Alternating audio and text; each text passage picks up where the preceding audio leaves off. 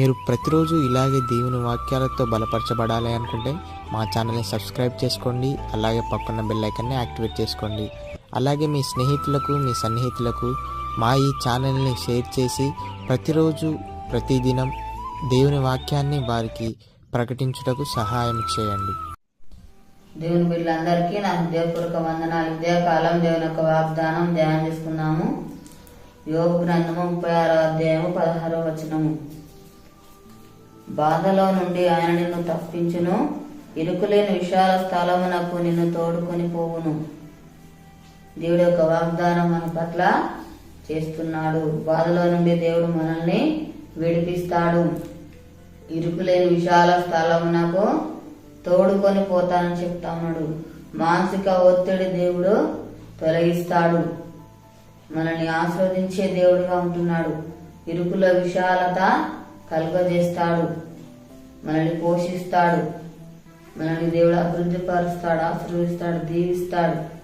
అన్ని విషయాల్లో దేవుడు మనల్ని ఆశీర్వదించే దేవుడుగా ఉంటున్నాడు. మనపై దయ చూపిస్తా ఉన్నాడు. తన కృపను దేవుడు మనపై మెండుగా దయచేస్తున్నాడు.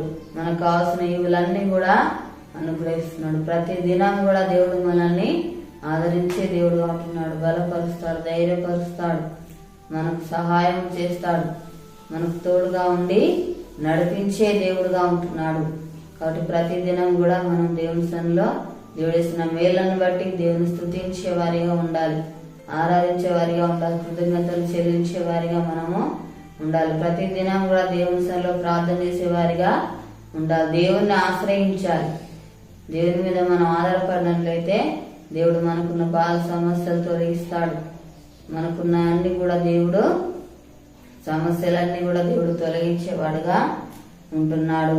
మనము దేవుని తట్టు చూసేవారిగా ఉంటాం. దేవుని వైపు మనము చూసేవారిగా ఉన్నట్లయితే దేవుడు ప్రతిదీ కూడా చూచుకునే దేవుడుగా ఉంటున్నాడు. మనకు తోడుగా ఉండి మనల్ని నడిపించే దేవుడుగా ఉంటున్నాడు. మన పట్ల దేవుడు అద్భుత కార్యాలు జరిగిస్తాడు, గొప్ప కార్యాలు జరిగిస్తాడు. సూచక్రియలు, మహత్కార్యములు దేవుడు మన జీవితాలలో జరిగిస్తాడు. అనేకమైన మేలు దేవుడు మన జీవితాలలో చేసే దేవుడుగా ఉంటున్నాడు. ప్రతి దినం కూడా మనము దేవుని మాటలు మనం ధ్యానించే వారిగా ఉండాలి. దేవుని మాటకు మనం లోబడే వారిగా ఉండాలి. దేవుని భక్తుల జీవితం కలిగి ఉండాలి. పరిశుద్ధతగా మనము దేవుళ్ళు మనం జీవించే వారిగా ఉండాలి. అప్పుడే మనం ఆశ్రయించబడతాము, దీవించబడతాము.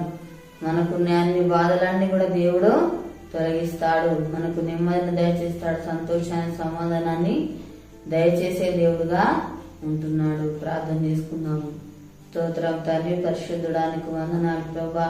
అయా తండ్రి, బాధలను తొలగించేవాడు నన్ను స్తోత్రాలు ప్రభా. నాయన ఇరుకులను విశాల స్థలమునకు తండ్రి అయా తీసుకుని వెళ్తానన్నావు దేవానికి స్తోత్రాలు ప్రభా. నాయన యేసయ్యానికి వందనాలు ప్రభా. తండ్రికి స్తోత్రాలు.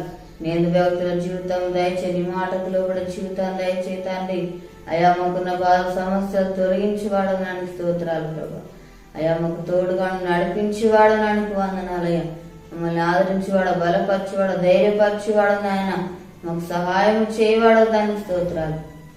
మమ్మల్ని పోషించేవాడు నాయన, సంరక్షించేవాడు, భద్రపరచేవాడు నాయన, అనుక్షణములు కాపాడువాడు తండ్రికి వందనాలు ప్రభా. తండ్రి యేసయ్యానికి స్తోత్రాలు నాయన. తండ్రి నేను వ్యక్తుల జీవితం దయచేయండి ప్రభానికి స్తోత్రాలు నాయన. తండ్రి నీ మాటకులో కూడా జీవితం దయచేయండి ఆయన. నీ మాట దివారాత్రులు ప్రభా ధ్యానించే వారుగా ఉండాలి ప్రభానికి స్తోత్రాలు. చేసిన మేలను బట్టి ప్రభా నేను స్తుతించాలి ప్రభానికి స్తోత్రాలు చేస్తున్నానయ్యా దేవా.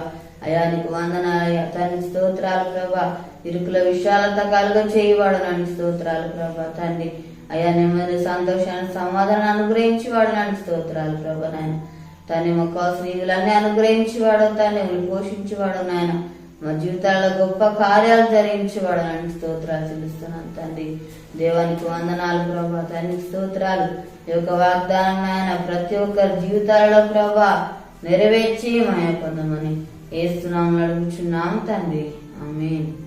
ఈ ఉదయకాల వాగ్దానం ఎత్తుపట్టి ప్రార్థన చేయడం దేవుడు అరతిగా మనల్ని ఆశీర్వదిస్తాడు. ఈరోజు పుట్టినరోజు జరుపుకున్న వారికి, పిల్లలు జరుపుకున్న వారికి నా హృదయపూర్వక శుభాకాంక్షలు తెలియజేస్తున్నాను. దేవుడు మిమ్మల్ని దీవించుగాక. ఆమేన్.